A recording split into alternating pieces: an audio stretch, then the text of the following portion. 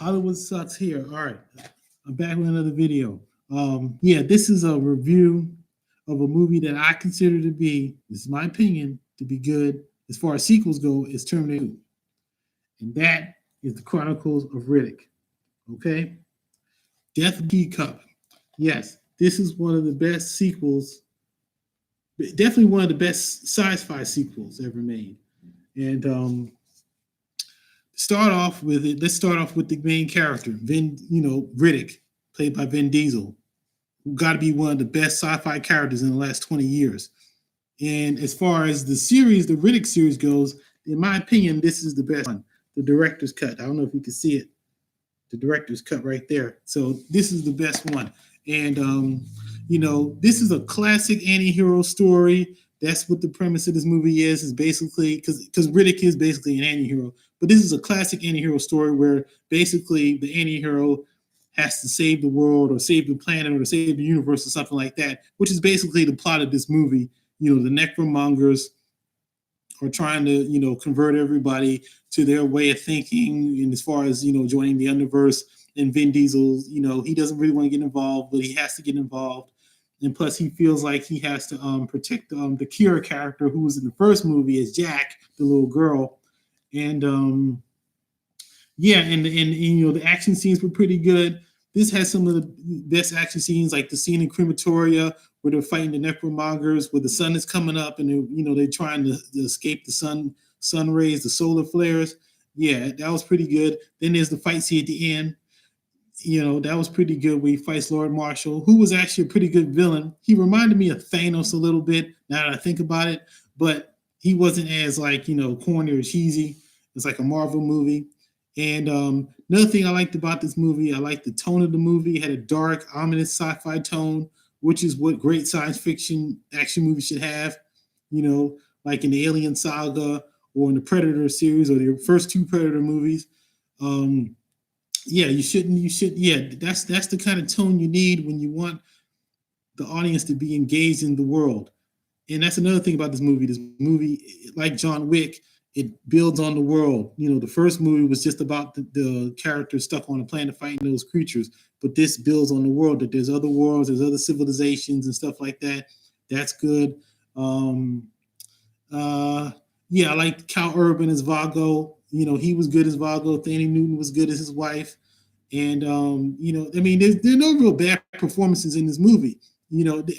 I challenge anybody to tell me to find a bad performance or a corny performance in this movie. Because, I haven't seen it. I've watched this movie a whole bunch of times. And the only real flaw, well, it's not even really a flaw, but it's more like there's a rip-off scene at the end scene, at the fight scene, where it reminds me of Dune. Because just like in the Dune movie, all the characters are in the throne room, and the good guy has to fight the bad guy in that throne room. And it was, I don't know whether the director was trying to do a homage or a reference to it, but it felt like Dune, the end scene where he fights Lord Marshall. And I do like the favorite scene. The favorite scene in this movie is Death by Teacup, when Vin Diesel kills the guy with the teacup. That was a great scene. That's a classic scene. And even the bounty hunters that were chasing them, they even had even they were good. There are no really bad characters in this movie. It's not boring. It doesn't drag.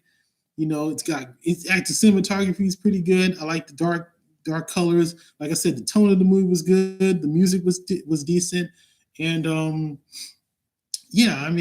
what else can I say?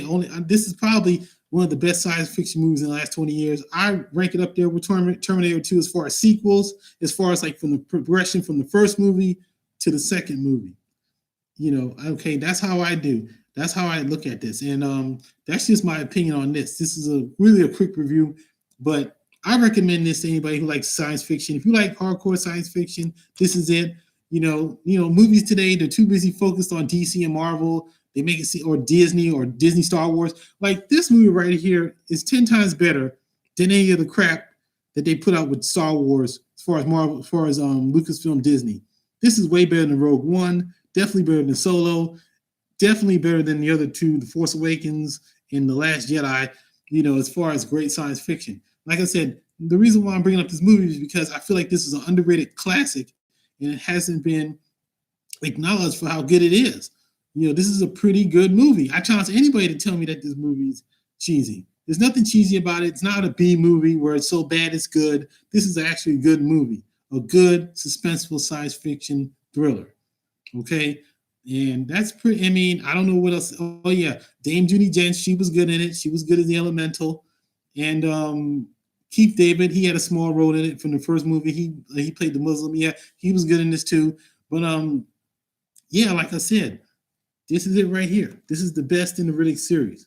Some might beg to differ. Some might say Pitch Black or Riddick, which I kind of feel guilty a little bit because I did see Pitch Black in the theaters and Riddick in the theaters, but I never saw this in the theaters. But I ended up getting this on DVD years ago, and I don't regret it. So that's my opinion. All right. Hope you enjoy it. You should go see this. I recommend you see this. Hollywood Sucks. Out.